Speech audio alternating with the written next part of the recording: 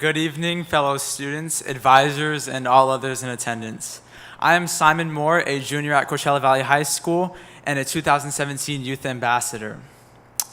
After years of hearing CNN in the background at home during the elections, I tuned into Fox News to diversify my political background. I would hear statements about left and right, moderates, liberals, and many other titles that seem to categorize the viewpoints of different groups in America.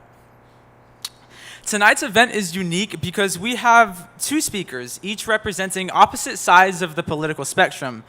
Now, why is this important? Well, the United States isn't a one-party totalitarian government.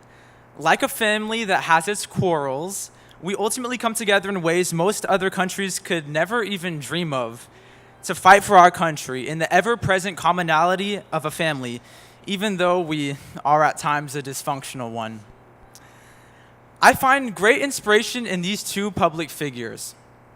Both these men are the quintessence of the freedom America has to offer, as the only suppression to their opinions is another brave soul who has an equal right to free speech. These two emphasize what it truly takes to defend one's perception, that when overcome with frustration or acrimonious contempt, we must move on as a unified society and overlook any disparities involving culture, religions, and politics. Please welcome me in introducing to the stage CNN political consultant Paul Begala and Fox News' Tucker Carlson. Pleasure to meet you. Thank you. How about Simon? All right, Simon! Oh, Simon. Good job. How about that? Who else is from Coachella High? Nobody? You can clap, you can cheer. This is America, still, for now. Till tomorrow. Very soon will come the executive order outlawing the First Amendment, but right now we have it, so let's use it. I'm kidding, it's a joke. Barely. I don't. By the way, let me just say, I don't think the ban on the First Amendment is going to come by executive order. It's much more likely to come from your principal. And I would just say, I've got 4 kids in school. The one thing Paul and I agree on vehemently, and we're from different sides of the spectrum. I'm from the correct side, and he's from the incorrect side. But the one, just kidding. I'm just kidding. No, actually, Paul and I are good and very old friends who worked together for many years over at CNN.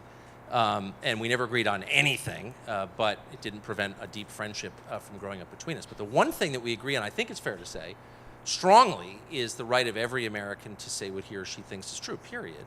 And that's not a license to be cruel to people or to be rude, or I don't think any decent person is for hurting another's feelings intentionally. You shouldn't do that. But that doesn't in any way diminish your right to say what you think is true. It's an absolute right. It's guaranteed in the Constitution, and it's the one thing that makes this country different from the rest of the world. There are many countries, including ones very close to us, where people are literally in jail for saying things that are unpopular. And that can't happen here, and you can't let it happen here. And in the course of your education, you may hear people say, well, you're just not allowed to say that because it's whatever, hate speech, or whatever people call words they disagree with. And the truth is, again, there are some things that you shouldn't say because they're hurtful. But there's nothing you're not allowed to say. You have an absolute constitutionally guaranteed right to say what you think is true. And so I would urge all of you to keep that in mind the next time someone tries to tell you that you're not allowed to say something, because that's not right. Yeah, amen. I want to pick up on that. As somebody who's a Democrat and a progressive, more and more we're seeing it on the left, shouting down speakers. Condoleezza Rice was here a couple of weeks ago, right? Dr. Rice. Okay, I disagree with almost everything she did. They invaded the wrong country. I don't know if you heard about it, but they invaded a country that was no threat to America. But I would really want to hear her because I disagree with her. I know what I think. I need to know what she thinks. I do 2 things every day. I'm at CNN, he's at Fox. I do 2 things every day. I read the Holy Bible and I watch Fox News so I know what both sides are thinking. Because I believe in good and evil, and I need to hear both sides. Well, so do y'all, and Simon said that. Simon said, to get CNN in the background, they switched over to Fox. You all, I'm more than an evangelist for the Democrats, I'm an evangelist for free thought. And you all are growing up in a totally different world. When I was a kid, there were 3 networks, and Walter Cronkite told us what to think, and the New York Times told us what was important, or the Fort Bend Mirror in my little county where I grew up in Texas. You all are your own editors. And you must not use media like a drunk uses a lamppost, more for support than illumination. You do not want to curate your information so that you are never hit with information that you don't like or that you don't agree with or that makes you uncomfortable, particularly when you're young. This is when you're supposed to be uncomfortable. This is when you're supposed to be pissed off. This is when you're supposed to be scared. I mean it, by ideas. Because what you find out is, wow, maybe they have a point from time to time, right? Or it hones your own sense of argumentation. I think it's critically important. I have 4 kids, so does he. Not together. Though we could. Yeah, sure. Thanks, Obama. So I have kids your age. I have one who's a sophomore in high school, so he's maybe a little bit younger than you. This is the thing I worry about most with your generation. First off, you're way better than we were. I mean it. Way smarter, way more tolerant and open-minded. Don't lose that in your passion for your own views, right? Don't just be tolerant of people who share your views. Don't just be inclusive of everything except conservatives, right, if you're a liberal, or vice versa. Don't close down, because what that does, first off, makes you stupid. Second off, it makes you really uninteresting. And it also makes you risk averse. It's the worst thing for a young person to be. Fortune favors the bold. The most important thing you can be is a risk taker. Because believe me, the older you get, the more people will say to you, oh, don't try that, don't do that, you might fail. You know, I guarantee when you were 3 or 4, right, you like tied a dish rag around your neck and jumped off the kitchen table because you could fly, right? Don't lose that part of yourself, right? So be brave, be bold, be open, hear from the other side, take chances, because that's mostly what grown-ups are about, is beating that out of you. That's for sure. So don't let them do it. It's because we worry about you. We love you. We don't want you to crack your head. My Charlie did that. He jumped off the furniture and split his head open. Well, so what? The blood cleaned up. We stitched up his head. And, you know, what the hell? He lived. How did it affect his ACT score? Well, actually, he's a Republican because he had a massive headache. No, I'm kidding. Bump. No, but you're going to be okay. Blood washes out. We can stitch up the wounds. But I mean it. Just don't just cower intellectually or even physically or professionally. Don't let them say to you, oh, you can't do that. You shouldn't try that. You know, neither of us, both of us have had massive professional failures. We were fired on national TV by Jon Stewart. He wasn't even our boss. What the hell? I went on Dancing with the Stars. There you go. And was euthanized almost immediately. You were great. Yeah, it was great. Yeah. Great. Here's one other piece of advice I would give that I try to remind myself of every single day.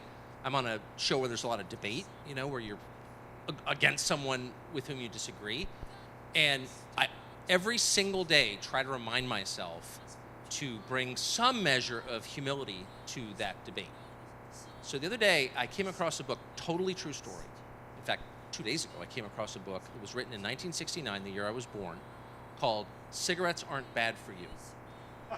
And it's an actual book, and I've read about half of it. It's fascinating. And it was written by a journalist, but with a degree in the hard sciences, and it's an explanation of how all the propaganda about smoking being bad and causing cancer, it's all a lie. And actually, the real risk of smoking is not doing it enough. And if you don't smoke enough, you could get really tense and then get cancer from being so anxious. It's totally insane, okay, the book, obviously, and it contradicts everything we know. The point is, this was published by a publisher in 1969. People bought it, and some of them believed it, presumably enough to keep it in print for a while. So what does that tell us? It tells us that the state of our knowledge, what we actually know to be true, changes dramatically over time. When Paul and I were kids, the US government told you if you wanted to lose weight, you had to eat more carbs, like a lot more carbs. You know, like Ritz crackers and some Oreos, and that'll kind of keep off the pounds. That is the opposite of what we now believe. There was a time, famously, of course, when people thought the earth was flat. People thought all kinds of things that turned out to be untrue. The state of what we know to be factual is ever evolving, and it's just so important to keep that in mind. And it's really hard to keep that in mind when you're younger. In the last year, I've reassessed a lot of what I think is true just because the country has changed so much. And so things I thought were true when I was 18, now I look back and I think, well, that's insane. How could I ever have thought that? And I made a resolution to myself that whenever I debate someone, in a small part of my mind, I'm going to keep open the possibility that maybe that person is right, because actually maybe they are. And if you approach things like that, it lowers the temperature a little bit. You know what I mean? Yeah. I worked for years for President Clinton. He's kind of my mentor. He's really my hero. And he's the most open-minded grown-up I've ever known.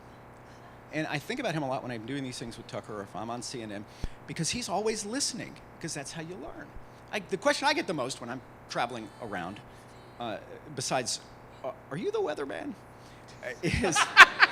is how can you, because liberals come up to me, how can you sit there every night at CNN with those Trump, that Kayleigh McEnany, that Jeffrey Lord, we have these Trump people who, they strongly support Donald Trump. I strongly supported Hillary Clinton.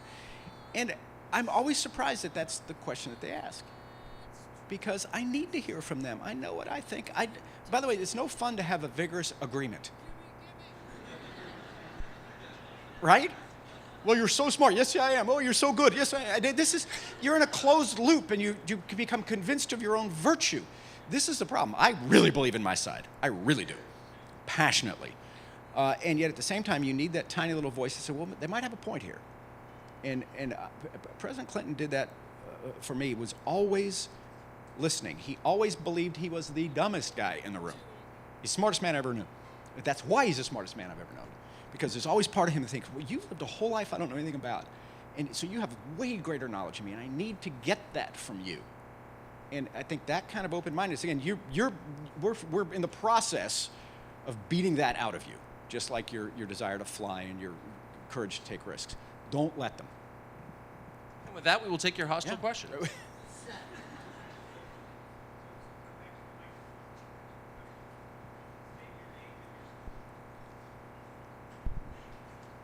Hello, my name is Isaac Diller. I'm from Amistad High School. Hey, Isaac. What are both of your... From what high school again? And tell me your school's mascot. I love mascots. Amistad High School. in Amazon? Eagle.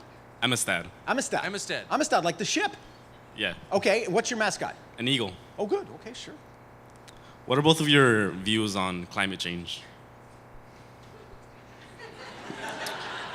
Well, I mean, I don't even know what that... I mean, the climate always changes, right? So the climate is changing. It's been changing since the Earth began to cool. The question is not, do you believe in climate change? You often hear people say, there are people who don't believe in climate change. That's what we call demagoguery. That's setting up a straw man. That's creating a position that doesn't actually exist and then attacking it. There's a common political and rhetorical tactic by the dishonest. Nobody disagrees that the climate is changing. The question is why? And to what extent is human activity causing it? And the answer, at least for me, is I don't know. I'm totally open-minded on the subject. It seems plausible that human activity is causing at least some of it. The second question is, well, what do you do about it? And to what extent can you reverse it? And the third question is, what's the balance? What's it worth? What's going to cost you to do one thing as opposed to compensating for the effects of the first thing? Here's how, look, I'm not a scientist, but let me just tell you how to think about it, because I understand the process by which scientists reach conclusions. And that is by endlessly questioning your assumptions. That is the essence of science. No science is ever settled, much less a brand new species of science called climate science. It's not settled. If it's anything that is settled is a religion. Okay, the catechism is settled among Christians, so we know what we know.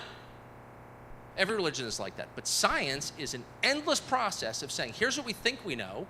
Let's assault it with questions and see if it holds up against them. Let's test it and retest it and retest it. And what bothers me so much, as someone who was just watching this, is the attempt by many, mostly on the left, I will say, to shut down the conversation by calling names. You're a climate denier. I'm not a climate denier. First time, it's a nonsensical term. I'm denying the climate. I acknowledge the climate. But the idea that anyone who asks questions is somehow out of bounds. No. Questions aren't just allowed, they're required. And when someone asks a question, it's not enough to say 98% of scientists agree with X. You are morally bound, I think, to explain what you mean, because the state of science changes all the time. Now, some things are sort of obvious, and we kind of go with them, gravity, for example. But the degree to which human activity is causing, the specific degree to which human activity is causing climate change is up in the air. There is an actual debate about it, and we should all participate in that debate. This is a public policy issue. This is not something that's taking place in a lab. It affects every person in the world. Laws, regulations, taxes are all being based upon these assumptions, and so we all have a right to participate. But I'll end with this. My question, which I always ask, I've never gotten a straight answer, when we talk about this topic, and I don't even debate it because I don't have really a position on it, because I don't know, and I'm sincerely curious about it. But my question, which no one has ever answered, is, what's the ideal climate? What should the climate be right now? You say we're moving in a direction that's bad? Tell me, like, where should we be? And I can't get an answer. Now, it doesn't mean that they're totally wrong, that man's activity is causing climate change. Maybe they're right. But it does mean that there are legitimate unanswered questions. And anyone who tells you otherwise is lying, just so you know. Anyone who tells you that things that we know as science ought to be questioned fundamentally, like gravity, they're wrong too. I'm all for questioning, all for it. But here's the deal. We do know. And it's not about what's the ideal climate, it's what's the ideal amount of carbon in the atmosphere. We're moving carbon around. Carbon's been in the earth for a long time, dead dinosaurs or living trees. We take it, we burn it, we put it in the air, and it changes the atmosphere, which changes the climate. We've lost thousands of acres of the Arctic ice shelf, thousands. We have lost, go fly, I'm an outdoorsman, I like to hunt and fish a lot. My son was a fishing guide in Alaska for 4 or 5 summers. Go fly over the vast expanse of the northwestern part of this country or up into Alaska or Canada, and you see millions of acres of dead pine trees. Why? Because the pine beetle isn't killed off in the winter because it doesn't get cold enough anymore. I mean, everybody who lives on the planet knows that the climate is changing. So the question is right. What do we do about it? And I believe, I know, that human activity causes that, in the same way I know that smoking causes cancer. So what do we do about it? Well, what if we're wrong? What if we're wrong? What if Tucker's right and I am wrong? What will happen? Okay, I'm sorry. What if this dope we have running the EPA now, Scott Pruitt, is right, and I'm wrong? He says, I don't even think carbon is a pollutant. I don't think that man-made activity causes climate change. What if he's right and I'm wrong? What's the downside? The downside is we have more sustainable energy sources like wind and solar. We have millions of jobs created in retrofitting buildings to make them more energy efficient. We're less dependent on dictatorships to sell us oil. That's the downside. That's if we're wrong. We do all these things that the liberals want to do. So to me, it's a win-win. It's not that we're evil because we drive cars. It's that there's new technologies out there that will create lots and lots of jobs and make us less dependent on people we don't want to be in business with, and save the planet from destruction. And it's much more your problem than mine, because I'm out of here, I don't know. No, I'm 55. I got a few more years. But. Hello. Hi, I'm Hillary Rivera from Cathedral City High School, and this is home of the Lions. Lions, okay. Yes. Go Lions. So my question is for both of you. So in light of recent events surrounding press conferences, do you think that there's ever a point where censorship is necessary, or should censorship never be an option? Never, never. You never want the government to shut people up or to shut them down. It was a piddling little thing, but I didn't like it. The press secretary to the president excluded CNN, the New York Times, and the LA Times from one of his press briefings. That's a form of censorship. It's at the low end of the censorship spectrum, but I don't like it. I don't like it at all. I don't think we should mandate it, but it's really good for the country for the president to have regular press conferences, not just Sean Spicer as press secretary. It's really good. I was a White House staffer. It's really good. It's good for the country. Because you know what? It makes you get back on your toes. You're like, oh, Tucker's got 90 journalists who work for him at his website, thedailycaller.com. If you're a liberal, you should read it. Because it's like Tucker. It's really, really smart, but totally whacked. So you should definitely read it. Several years ago, this was like the edge for me. I didn't have anything to do with it, but I'm a professor there. Father Leo O'Donovan, a Jesuit priest, was the president of the university, and the students wanted to bring a speaker to campus. Georgetown is a place of free thought. He's like, absolutely, you don't have to check with me. And they said, it's Larry Flynt, the most notorious pornographer in the world, who's just not my kind of literature, okay? And very much antithetical to Catholic values. You know what Father Leo said? If that's who you want, that's who you want. It's an open university, free thought. Whoa. And so they did. They brought Larry Flynt to Georgetown. That's free speech. Okay? And by the way, I don't think any of those kids became pornographers. They're still good students or now good adults or good Catholics or whatever. You know, it's going to be okay. Let the other side speak. Thank you. Thanks.